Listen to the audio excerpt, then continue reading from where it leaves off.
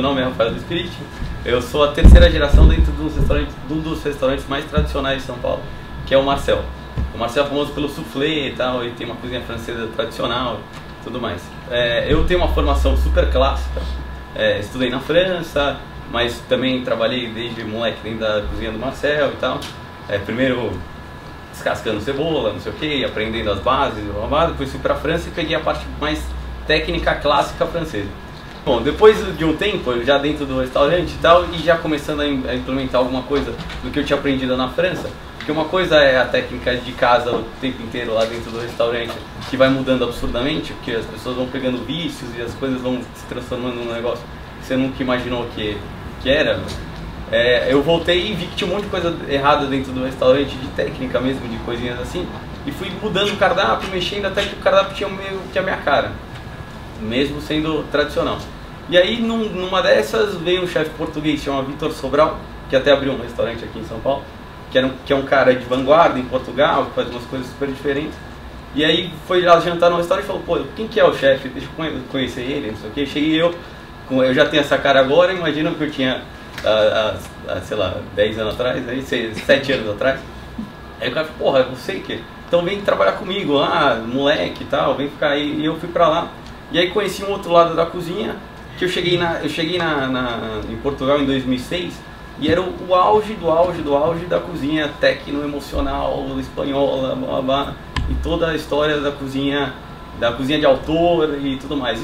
Essa cozinha de autor, pra quem não manja muito de gastronomia, ela é uma reedição de uma coisa que aconteceu na França nos anos 70, por aí, que era a Nouvelle Cuisine, que todo mundo conhece e tal. Que surgiram os caras tipo o Trogot, que é o vô do Trogot da TV e tal, o Paul Bocuse, que é um outro cara que os caras revolucionaram a cozinha, tirando uma coisa tradicional e fazendo uma cozinha autoral, que o cara interpretava os pratos da maneira dele.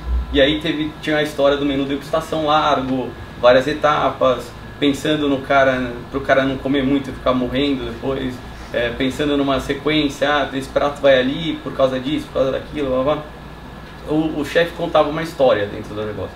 E eu cheguei em Portugal, e aí fui junto com o Vitor rodando Portugal inteiro, fazendo as coisas na África, em um monte de lugar, sendo ajudante de cozinha e fazendo as coisas.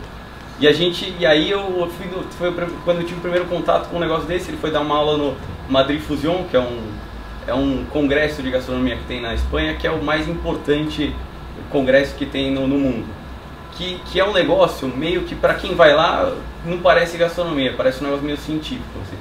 E naquela época ainda mais era o auge daquilo, era quando o Ferradriá estourou, quando a história das esferificações, de tudo, blá, blá. E aí cheguei lá e vi tudo aquilo e falei, puta, é isso. Meu Deus, eu quero ser o cara que vai fazer, vou contar uma história, vou procurar o produtor no fim do mundo, e aí vou fazer um negócio, uma técnica absurda, vou mostrar que eu sou o cara mais foda do mundo, e aí eu vou chegar no Brasil e vou destruir todo mundo. Mas é um negócio muito louco. E aí, então, aí comecei com isso e comecei a estudar técnica, como é que monta os pratos, como é que não sei o que. Porque vocês pensam em técnica, pro cozinheiro naquela época tinha as histórias de usar interferências da indústria alimentícia dentro da cozinha, que era uma coisa que até então não se fazia, assim. Então o que é indústria alimentícia? Assim, você pega sei lá, eu quero transformar gordura em alguma coisa com textura. Eu boto maltodextrina, que é um negócio que já era usado antigamente, e isso aí vira um pó. Como é que eu faço para esferificar? Eu quero fazer uma azeitona líquida. Eu pego um caldo de azeitona, boto cálcio, jogo dentro de um negócio que é de alginato, ele forma uma camadinha, em volta quando você bota na boca explode e vira azeitona líquida na sua boca. Isso era incrível, todo mundo surtou nessa época, e isso já vinha, isso na verdade não é de 2006, é de 2000 por aí. E aí a coisa tava no pico, todo mundo ganhando dinheiro com isso, o que era uma coisa importante, tá? Que é fundamental, mas é que perdeu um pouco o ritmo disso. Aí eu voltei para São Paulo e voltei para o Marcel, que é o restaurante tradicional, ultra mega, não sei o que, e não dá pra fazer a azeitona líquida no Marcel. Não tem, que o velhinho do Marcel ia me bater se eu fizesse isso, o cara que vem desde da geração e tal.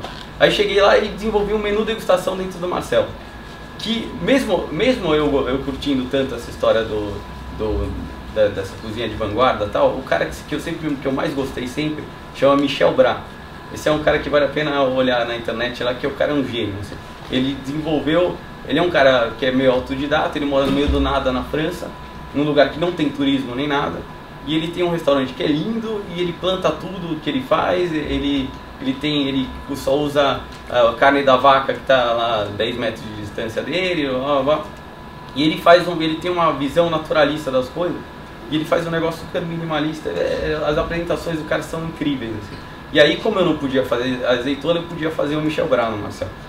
E aí comecei a fazer essa história, fazer um menu degustação no Marcel, super legal e diferente. As pessoas começaram a ir pro Marcel para ver um negócio que não era a cara do Marcel. E aí, cada vez mais eu tinha os clientes que iam, pô, o menu degustação do Rafael, aí começou a pegar em São Paulo, aí eu ganhei um prêmio lá de chefe revelação, numa revista, e aí a coisa começou a andar. Aí todo mundo queria saber o que era tal, e eu fiquei dentro do meio, como o cara do Marcel que fazia o menu degustação diferente e tal. Mas aí sempre tinha dentro de mim a vontade de ter uma casa própria, sabe? Aquela história, eu preciso ter um restaurante meu, eu quero ter uma coisa que é o sonho da cozinha própria, eu queria fazer... Só que eu queria, nesses moldes, meio Michel Bras mesmo. Pô, vou pegar uma casa e aí eu faço lá, e eu planto... Aí o que eu fiz no Marcel, enquanto eu não tinha grana nem coisa, ainda continuo não tendo. Mas eu falei, pô, vou fazer isso no Marcel. Fui lá construir uma hortinha no estacionamento do Marcel. Aí comecei a plantar as coisas. Aí, por exemplo, aí tinha um chefe que é muito amigo meu, que faleceu, que é o Paulo Martins, que é um cara de Belém do Pará. E ele foi um dos caras principais, assim, ele que trouxe tudo isso para São Paulo. Ele que trouxe os produtos para o Alex Atala, ele que desenvolveu essa história da Amazônia, foi o precursor de tudo isso. E aí, por exemplo, eu plantava jambu na minha hortinha. Então eu tinha jambu, tinha... todas as ervas diferentes e tal. E aí o menu degustação foi acontecendo. E aí a coisa foi se desenvolvendo lá. Passou em 2009, o governo da Espanha tinha um projeto que chamava, que era assim, para os jovens chefes cozinheiros do mundo inteiro. E os caras me entraram em contato comigo, sabiam que eu era um cara novo e tal. Isso é uma vantagem de ter cara de 12 anos. E assim, todo ano eu era indicado a chefe revelação. mesmo estando há um tempão lá no negócio, né? E aí os caras viram o que era o jovem chefe e tal, e aí entraram em contato comigo. E aí eu fui escolhido do Brasil para ser o representante do Brasil nesse programa de estágio do governo da Espanha.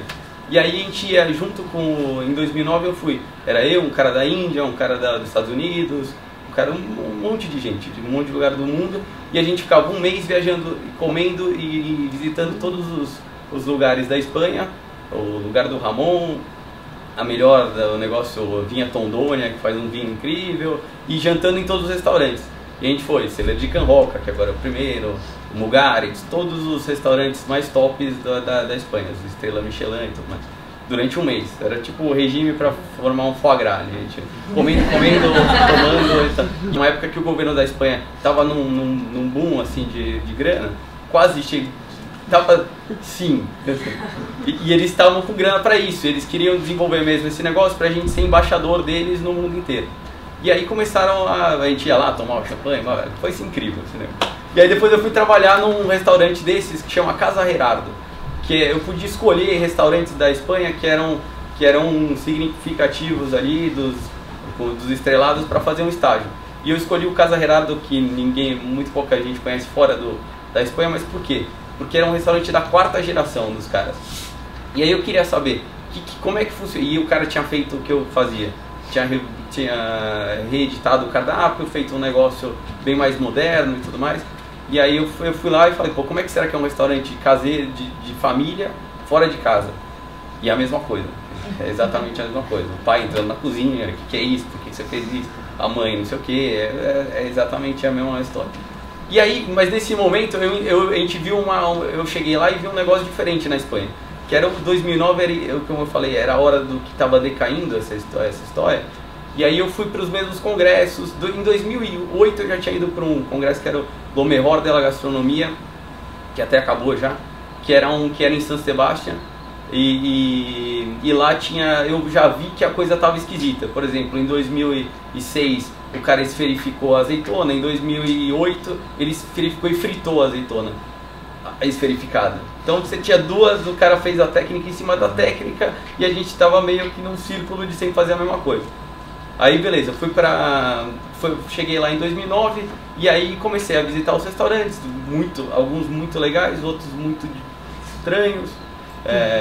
Chegava num restaurante, por exemplo, ia comer lá um prato e vinha uma bola no prato. E aí você batia na bola e perguntava pro garçom o que é, o cara descubra você mesmo. Eu falei, beleza, então aí você quebra a bola e come, aí você não sabe o gosto do que tem, aí você come a bola e é legal, e sai fumaça, mas sei lá. E era muito incrível, só que você não fazia parte do que estava acontecendo. Assim, olha aí como eu sou foda, realmente. Aí voltei pro Brasil de novo. Só que aí eu voltei com outra cabeça, falei, puta, não é bem isso que está acontecendo, tá estranho, não sei se é isso que eu quero continuar fazendo menu degustação, ao mesmo tempo eu não quero essa cozinha, o que eu vou fazer, eu não tenho espaço também para fazer isso no Marcel e tal. E aí começou uma onda em São Paulo e no Brasil dos foodies, que eu não sei se vocês conhecem esses caras. Aí são os caras que tem blog de gastronomia, que fazem... que estão atrás de todas as novidades, que conhecem tudo e tudo mais. Foi uma onda em São Paulo de crítica gastronômica, dos caras estarem sempre fiscalizando o que você está fazendo. E aí foi um boom da crítica gastronômica no Brasil, assim, em São Paulo especificamente. Tinham, sei lá, 10 blogs que falavam sobre gastronomia. Então toda noite eu entrava nos blogs para ver o que tinham falado de mim. Sempre tinha um cara que tinha falado que tinha ido, que tinha não sei o que. E aí começou a ficar um negócio, aí que eu me liguei de uma coisa que era o fundamental. Pra quem que eu tava cozinhando? Pra quem mesmo? Pra quem exatamente? Eu tava cozinhando pro cara do blog, pra mim, pra ficar bonito pro meu ego, sei lá. Pra eu chegar e falar, tá vendo? O blog do Zezinho falou que eu sou... E esse é uma questão pro cozinheiro que sempre foi tensa desde os anos 70 da novela cozinha até hoje. O cozinheiro tem um negócio entre ele ser um cara que é artesão, o cara que alimenta as pessoas, que faz o cara ser feliz, ou o cara que faz ele mesmo ser feliz, que é o cara que ganha as 3 estrelas, que é o cara de não sei o quê. E a gente fica sempre nesse meio termo. Tem uns caras que ficam loucos com isso, tem cara que se matou por causa disso até.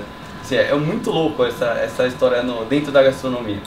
Aí, rolando isso, nessa minha dúvida do que eu faço, não sei o que, veio a hora fundamental, acho que para eu tentar fazer outras coisas na vida, foi um saco cheio absurdo de tudo. Tipo, puta que... não aguento mais. Que saco o carinha do blog, que saco ficar todo dia no restaurante, dentro daquela rotina louca, entrar às 6 horas aqui na verdade não tem horário, né? Eu chego lá no restaurante, chego 9 horas da manhã e aí a coisa acontece, até sei lá que horas da noite. E a coisa vai. E aí eu comecei nesse meio termo, falei, pô, preciso também cuidar de mim, vou começar a correr. Isso começou na Espanha, na verdade, que a cidadezinha que eu morava lá, não tinha nada pra fazer, assim, chama Gijón, no meio, e o restaurante ficava a 40 minutos da cidade, e a cidade já não tinha nada o que fazer, e o restaurante também, quando acabava o movimento, eu tinha um tempinho que eu não tinha o que fazer. E aí eu corria, eu comecei a correr, tinha uma galera que corria, e comecei a correr da cidade pro negócio da cidade. E nessa história eu virei maratonista, lá comecei a correr maratona. E a história da maratona é muito louco, porque você pensa muito. Não tem o que fazer, você está correndo sozinho, uma maratona. E você fica pensando, e assim, a última maratona que eu corri em 3 horas e 53 minutos. Imagina o tanto que você tem para pensar em 3 horas e 53 minutos. E aí você tem que pensar em outra coisa, porque dói teu pé, dói não sei o quê. E aí esse saco cheio e a história de correr e tal, eu comecei a pensar o que eu posso fazer, da onde que eu posso sair dessa história do restaurante e tal, e sempre tendo a ideia de ter um restaurante meu também, com a minha cara, mais moderno e tal. E aí tem uma outra questão, sem grana para montar um restaurante, e não é só a falta de grana para montar um restaurante, porque eu poderia, por exemplo, arrumar um cara que botasse a grana para eu montar um restaurante, porque também a gente estava numa época lá que os caras que tinham grana aí, os coxinhas, não sei o que, estavam com grana para torrar. Então o cara falava, vamos brincar de ter um restaurante, vamos brincar de ter um restaurante. Mas não era isso que eu queria. primeiro porque eu sei o que é ter um restaurante, que não é nada disso, assim, você não ganha uma grana absurda, você trabalha um monte, você tem que lidar com uma equipe enorme. E aí foram esses vários fatorzinhos que foram batendo na minha cabeça. Grana. 2, uma burocracia absurda para abrir um restaurante. Aí 3, a loteria que é ter um restaurante.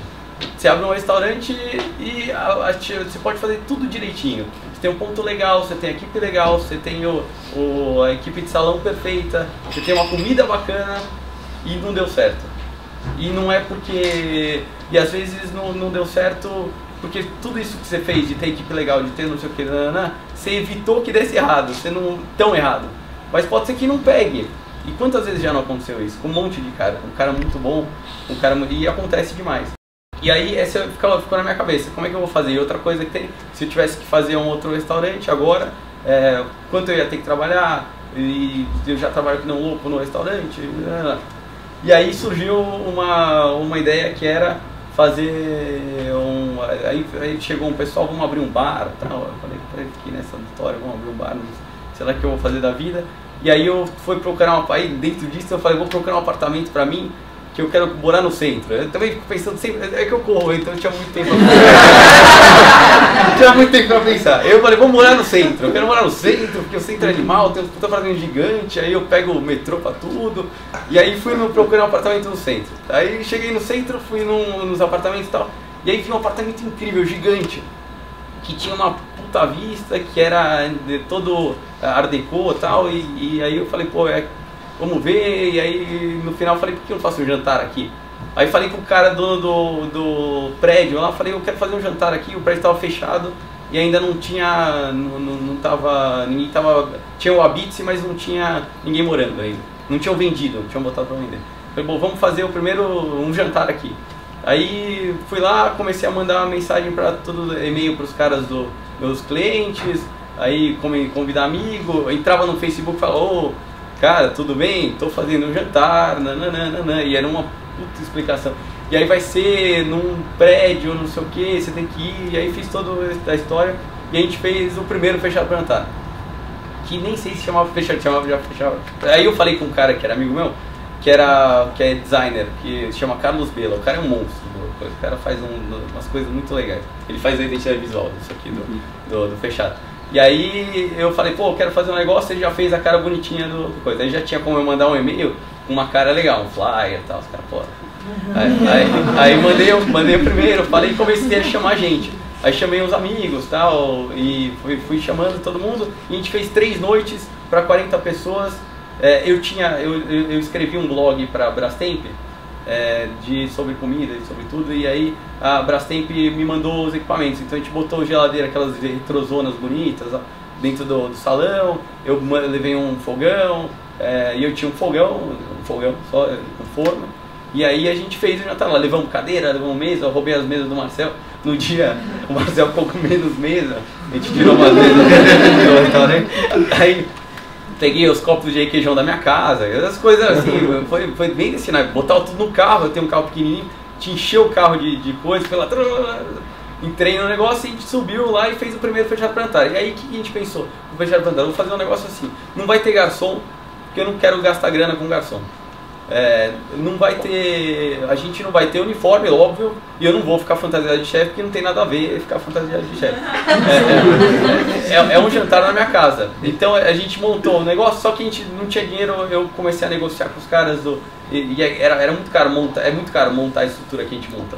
Levar a mesa, mesmo que eu vá roubando todos os negócios, tem um custo grande de coisinhas que eu nunca imaginei que tinha um custo tão grande assim. E aí a gente foi montando as coisas lá, por exemplo, papel higiênico, é caro pra caramba. E aí a gente vai montando umas coisas assim, e aí eu falei, eu precisava ganhar dinheiro além do jantar, eu não podia cobrar caro, eu não queria cobrar caro, porque eu queria que fosse um negócio que todo mundo pudesse ir, que não fosse só pro cara, cliente do Marcel ricaço, que fosse pros meus amigos, e meus amigos não vão gastar a grana do cara que tem uma grana no Marcel. E aí eu estabeleci lá que a gente ia fazer o jantar com música, a gente pegou uma banda que é caro pra caramba também, pegou uma banda de jazz legal, o lugar era incrível, fizemos uma cenografia super legal, blá, blá, e aí eu cobrei 150 reais por pessoa, por tudo, banda, comida, e eu cobrava bebida. Só que a gente cobrava a bebida, o seguinte, eu pegava um vinho top do Marcel, fiquei enchendo o saco da importadora para os caras me darem o vinho, eles deram no final. Arrumei cerveja belga, várias cervejas super legais, Duvel, Vettel, aquelas cervejas tops, que custa 30 pau a garrafa, e vendia por 5 reais. E aí a gente vendia com uma fichinha de pôquer, que cada um pegava a fichinha de pôquer e jogava o cara pedia a cerveja, a gente jogava num copo, depois contava as fichinhas e cobrava do cara. E aí cobrava os 150 reais antes lá das pessoas. E rolou o primeiro jantar. Muito legal, no esquema mais MacGyver possível, lá montando as coisinhas e tal, e a coisa aconteceu. E aí eu falei, pô, é isso, e foi o mais legal disso tudo, é que foi muito legal de fazer. E aí foi aí que surgiu a primeira coisa do Fechado para Plantar, que é a base do Fechado para Plantar, que tem que ser tão legal pra mim quanto é legal pro cara. Porque se não é tão legal pra quem tá fazendo, não vai ser legal pra ninguém. Que a gente não faz, e isso é um fato do restaurante que mata todo mundo. É uma rotina do dia a dia, você tá... E é tipo, não sei como é que, tipo, sei lá, Ana Maria Braga apresenta o programa todo dia. Imagina, de manhã, todo dia. Você tem que estar feliz, tem que falar, e aí galera, beleza? E é isso no restaurante. E no restaurante tem uma coisa, o chefe foi importante. Tem dia que eu chego todo saco cheio e o cara quer falar comigo. E eu, opa, tudo bom? E isso no Fechado para Jantar tem um timing, são 3 noites que são as noites mais legais que tem. E aí você tá muito legal, todo mundo tá feliz, eu tô descontraído e a coisa acontece super legal.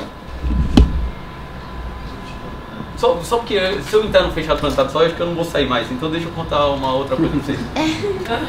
Dentro dessa história de fazer muitas coisas ao mesmo tempo e tal, e ficar pensando, a gente pensou em outras coisas ao mesmo tempo, em São Paulo e no mundo. As pessoas começaram a se ligar dessa mesma coisa que eu tava me ligando, que tá ficando chato, que as coisas estão ficando muito, que as pessoas não estão curtindo tanto ir no restaurante quanto curtiam antes, e que há outras opções dentro da gastronomia que não necessariamente são ser o chefe estrelado com o menu degustação autoral, com a história desse tempo. E aí começaram a surgir os food trucks nos Estados Unidos, as feirinhas em Londres, os pop-up restaurants no mundo inteiro e tal. E aí um pessoal também começou a fazer isso aqui, e teve a primeira virada cultural lá que teve a virada gastronômica, aquela que deu aquela baita confusão e tal. E aí nessa primeira virada cultural eu fiz um hot dog, que é um hot dog que eu comia para ver o jogo do Corinthians, que é o gratinado com bechamel porque assim, o soufflé do Marcel é o molho bechamel, o mais clássico, é queijo gruyère e ovo, clara de ovo e tal. Então queijo gruyère e molho bechamel eu tenho a rodo, né, no restaurante. E aí dá pra levar pra casa pra comer. E aí quando eu ia fazer hot dog dá pra fazer isso, você bota lá o molho bechamel, queijo gruyère com gratinado. E aí isso já é um prato que tem na França, tá? É um hot dog que já existe. E aí nesse virada cultural eu fiz esse primeiro hot dog. E é muito animal, assim, o hot dog é legal, mas o contato com o público e essa história de ser feito. A gente vendeu 3 mil hot dogs. Assim, é um negócio assim, muita gente, a gente fazia 4 hot dogs por minuto. Assim, vendendo 4 horas assim, hot dog, galera, uma puta fila, todo mundo, e você vai conversando. E eu via 100 mil pessoas e vi o cara que estudou comigo há 1 milhão de anos atrás, falou, e contato com gente que não vai no meu restaurante, e todo tipo de gente. E isso é muito legal, é a parte mais legal da cozinha. E aí que todo aquele saco cheio reverteu e fala, puta, é isso que eu quero. Assim, eu curto a história de ser da técnica, não sei o que, mas eu também curto isso. E mais legal do que o cara do blog falar que é legal o meu prato e tal, é 10 mil pessoas acharem animal o hot dog. Ontem no Fechado para Jantar, fica dentro da Casa Cor.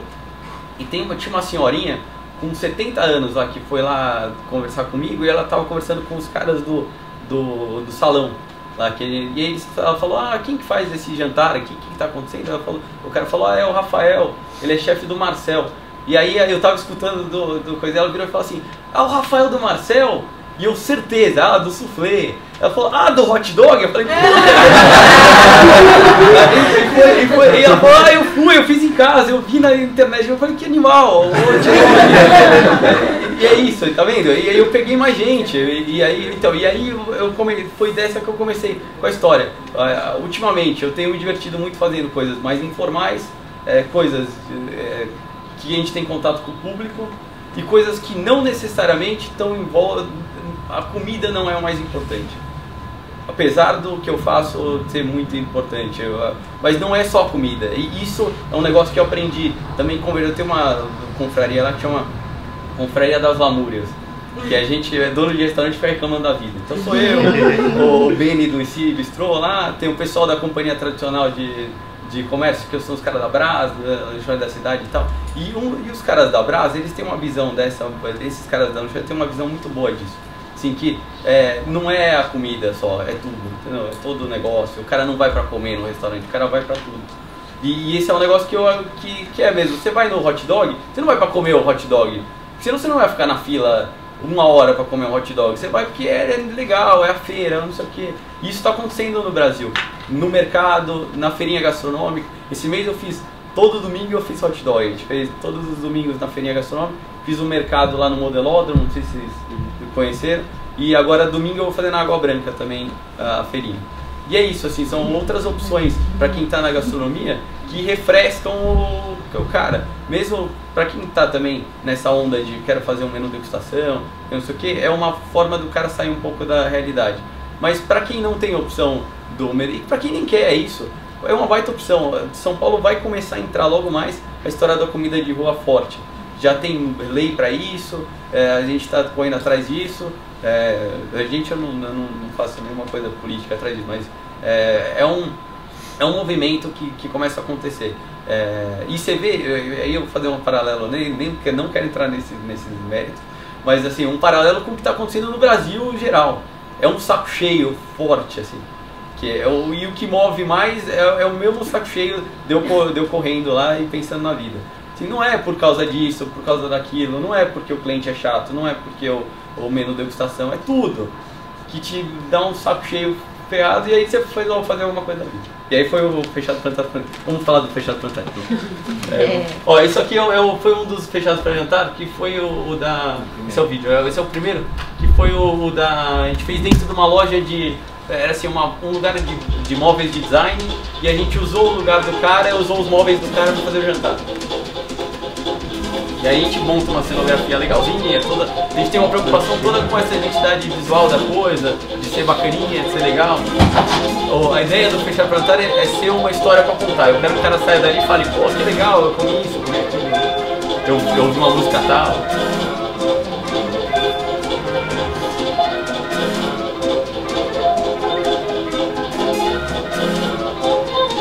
E se a gente ainda cobrava bebida?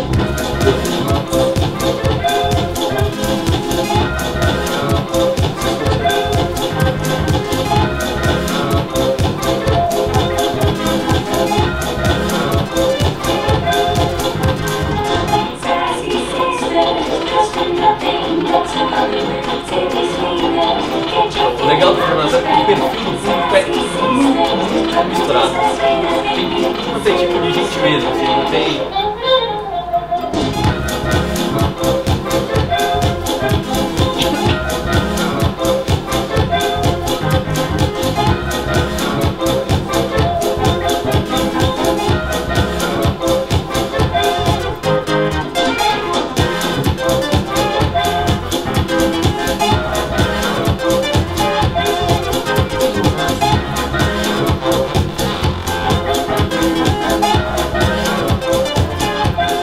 Aí tem outras coisas que eu pensei no Fechado para Jantar quando eu quis fazer.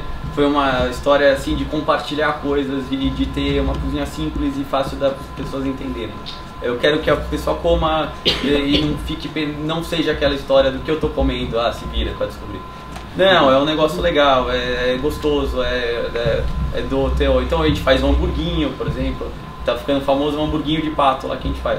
O cara, pô, é um hambúrguer, coisa. Tem ali o nhoquinho de casa, não é nada muito fora da realidade. Coisas que bate no Fechado para Jantar E aí vocês viram ali que tem uma máquina da Nespresso, uma geladeira da Brastemp, não sei o que.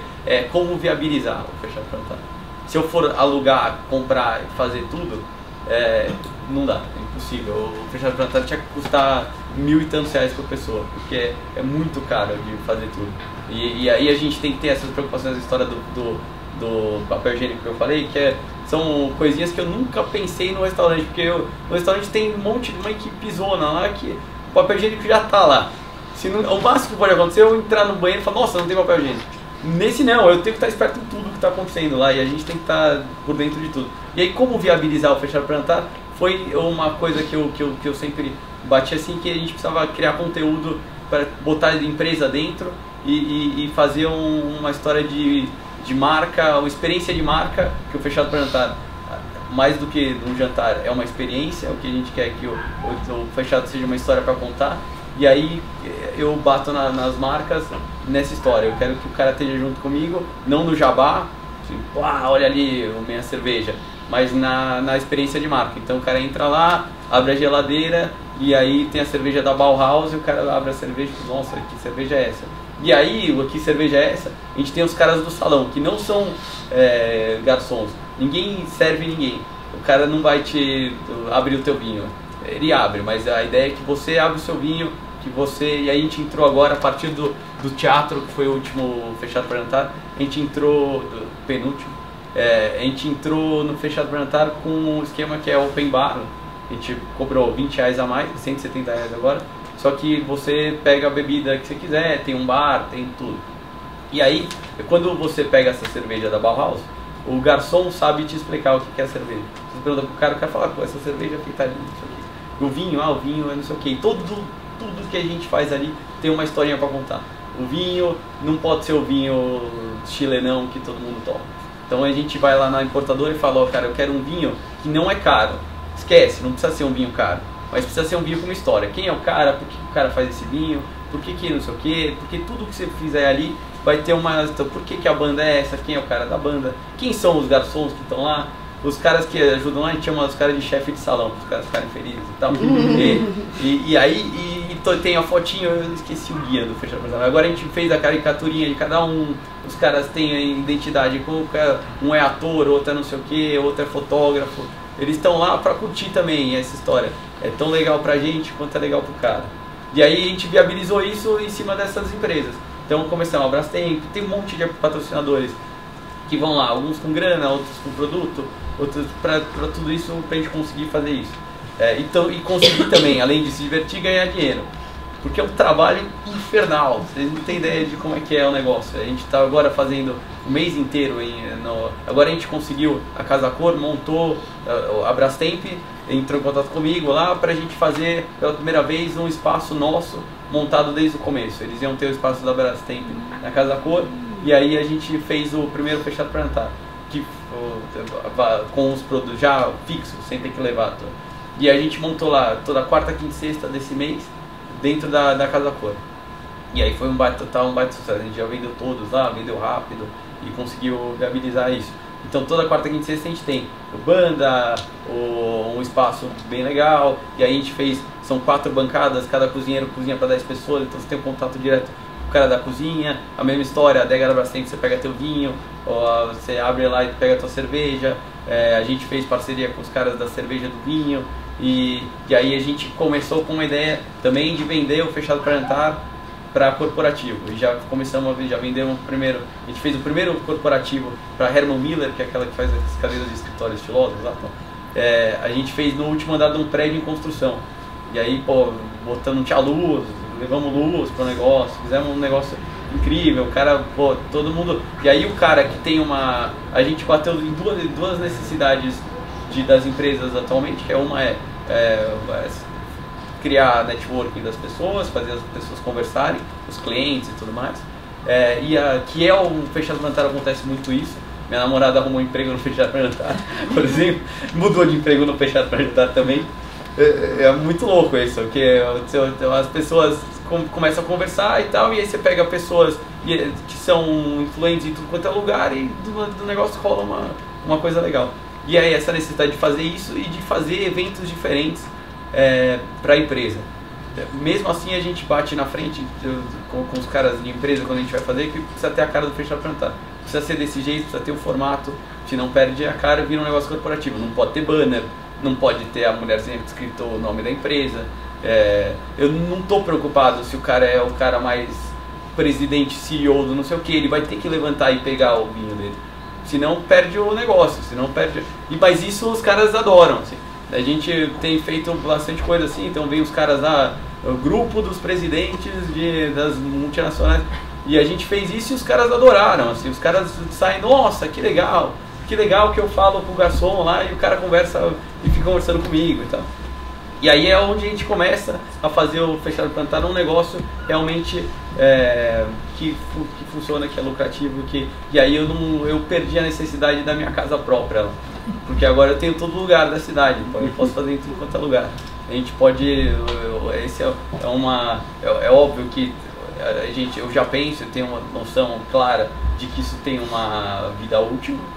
O Fechado Plantar vai deixar de ser um negócio de novidade, vai deixar de ser bacaninha para a galera, para todo mundo, uma hora, mas a gente precisa renovar. Não vai deixar de ser uma experiência legal, e por isso a gente faz um monte de coisa diferente. Eu vou até mostrar o outro vídeo que a gente fez, que aí a gente, que a gente fez em Goiânia, e a gente pegou uma das empresas que estava junto com a gente lá em Goiânia, a Farfetch.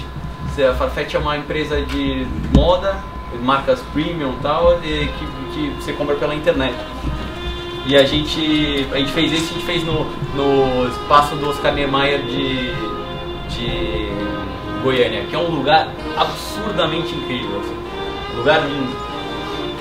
E aí é a mesma história, aí tem as empresas que apoiam, tem que fazer esse vídeo, quer dizer, e esse vídeo é bem um vídeo para que a gente faz uma coisa. Por exemplo, agora nesse a gente tinha, por exemplo, patrocínio da uma moto que era MV Agusta, junto. E aí a gente fez, são duas mesonas enormes e as pessoas, cada um sempre buscando um lugar marcado com o nome da pessoa.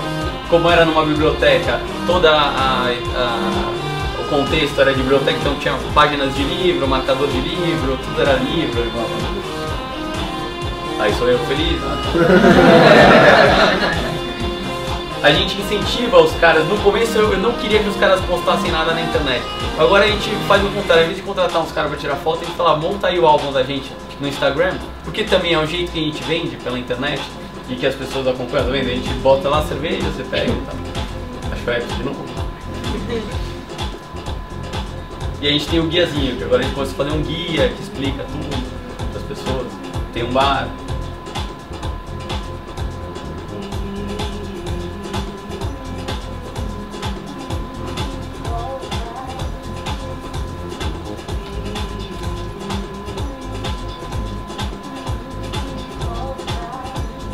É engraçado a reação das pessoas com a história de pode mesmo abrir a geladeira. Os caras assim, nossa, pode abrir a geladeira? Pode, pega a cerveja. Mas pode abrir o vinho? Pode. Esse é um negócio que ficou tão chato no restaurante que o cara fica... Às vezes o cara, mesmo falando 10 vezes, o cara fica com medo de pegar o vinho na geladeira.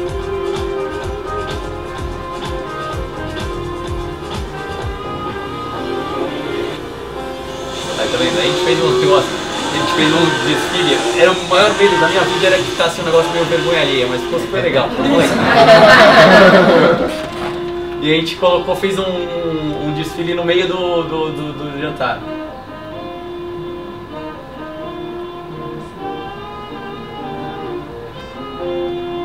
Lógico, rápido, assim, tinha 2 minutos de desfile.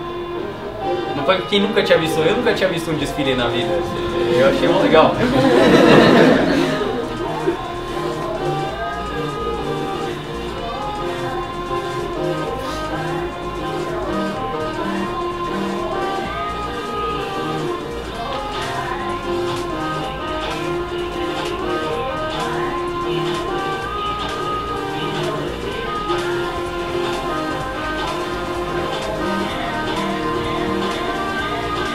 Esse é o hamburguinho do Fechado Plantar que vem no saquinho.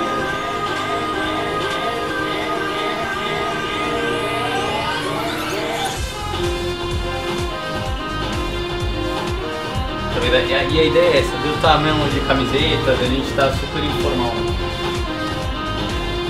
Isso é uma das coisas que mais enche o saco em restaurante também, é o uniforme. uniforme, a hierarquia, eu não tenho 1 milhão de pessoas, assim, todo mundo está fazendo um negócio, todo mundo é cozinheiro igual.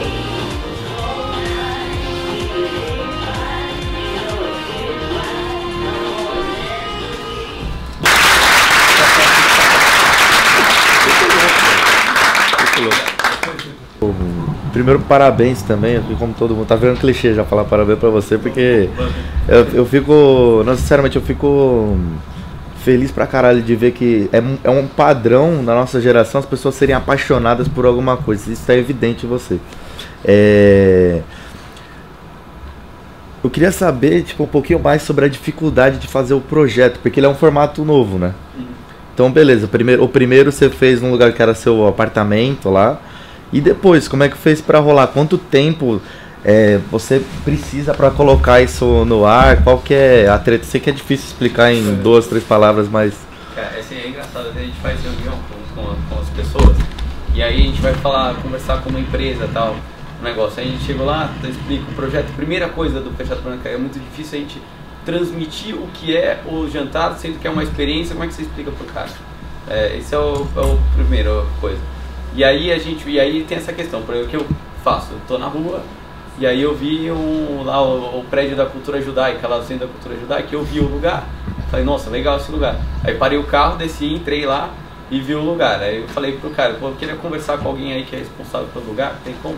Aí me chamaram e eu expliquei, olha, eu tenho um projeto, que é não sei o que, tem um restaurante, tem não sei o que. Essa é uma questão difícil de explicar. Aí a gente chega nessas empresas e começa a explicar o projeto. Depois que ele explicou, o cara fala, então, meu, me passa aí teu projeto amanhã. E acha que a gente tem um galpão na Vila Leopoldina lá com 100 pessoas no computador.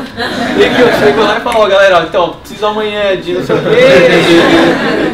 Não, e sou eu, mais 3 caras lá e fazendo o negócio, e a gente vai lá e a gente faz meio tudo. A dinâmica disso é muito corrida, porque a gente tem sido ultimamente meio reativo às coisas, então a gente toma um tapa, eu quero para amanhã um negócio, então a gente vai lá e vai trazer para a empresa. A gente vai parar agora em julho para pensar na vida nesse sentido mesmo, como organizar um negócio de uma maneira mais rápida, porque no último a gente estava fechando coisas no último dia, no dia que eu estava montando um negócio aqui, fechando com o cara que horas que ia me entregar o outro negócio ali, e correndo atrás de não sei o que. E quem vê o jantar, todo evento é meio assim. Quem trabalha com evento sabe que sempre dá uma mão de zica lá e tal. E o cara, mas o Fechado para Jantar em especial tem muitas coisinhas que a gente tenta criar tanta coisa. Por exemplo, ontem ficou pronto o nosso neon lá, que a gente fez um neon. E o neon era pra desde o começo do mês, né? Mas aí o neon, aí o cara do neon, não sei o que. Sabe? A gente tem uma programação, um monte de coisa que a gente quer fazer, e a gente quer fazer muita coisa. O tempo inteiro pensando em coisa, vamos fazer isso, vamos fazer aquilo. Eu tenho um sócio que veio do mercado financeiro. E aí é assim, e aí eu venho como umas graças que eu, por exemplo, ontem estava correndo de manhã e falei, vou abrir um boteco, fechou, é isso que eu quero, que eu passei lá no negócio, e aí tinha um negócio de bolinho, aí eu falei, vou ligar pro Pedro, vamos abrir um boteco. Aí eu, antes de ligar, falei, se eu ligar eu vou tomar uma. Já ia falar, você quer tudo, você é louco, você não sei o que, entendeu? Porque é isso, a gente faz mas a gente tem tentado se estruturar de cada vez mais pra coisa andar sozinha. Mas é muito difícil, é muito difícil, não é simples assim. Eu queria saber alguma coisa sobre o local, como que você escolhe o local? Você abre para as pessoas te indicarem, tipo, achar um lugar muito louco, um subterrâneo. Eu posso te indicar? Pô, lógico. Pode.